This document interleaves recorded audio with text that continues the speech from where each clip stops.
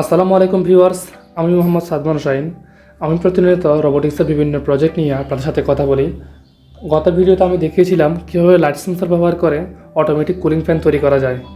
আজকের ভিডিওতে আমি আপনাদের দেখাবো কীভাবে লাইট সেন্সর ব্যবহার করে ওয়াটার পাম্পিং করা যায়।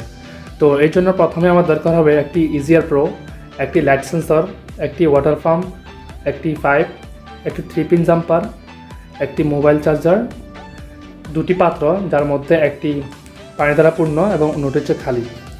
তো এই জন্য প্রথমে আমি আমার 3 পিন কেবলটার এক প্রান্ত লাইট সেন্সর সেট করব এবং এর অন্য প্রান্ত ইজিয়ার প্রো এর ইনপুট সেকশনে সেট করব।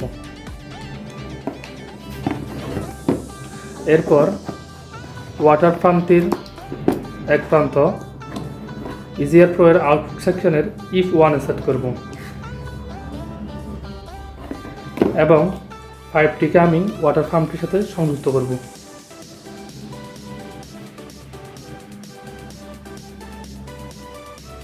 সংযুক্ত করা হয়ে গেল। এখন ওয়াটার পাম্পটিকে আমি পানিপূর্ণ পাত্রের মধ্যে সম্পূর্ণ নিমজ্জিত অবস্থায় রাখবো এবং পাইপটিকে আমি খালি পাত্রের মধ্যে রাখবো। এখন আমার ইজিয়ার প্রোতে পাওয়ার কানেকশন দেওয়ার পালা।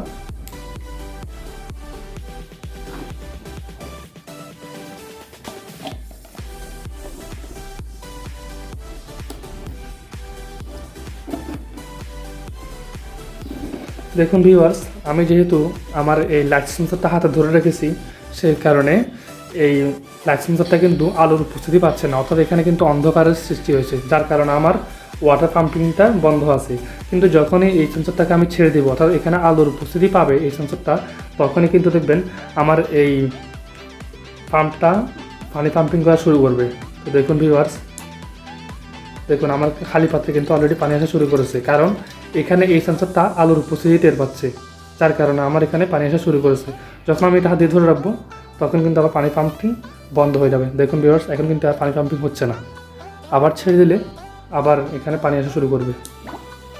দেখুন, তো এই হচ্ছে আমার লাইট সেন্সর ব্যবহার করে তৈরি করা অটোমেটিক ওয়াটার পাম্পিং সিস্টেম। ভিডিওটি কেমন হয়েছে জানাবেন। সবাইকে অসংখ্য ধন্যবাদ। আসসালামু আলাইকুম।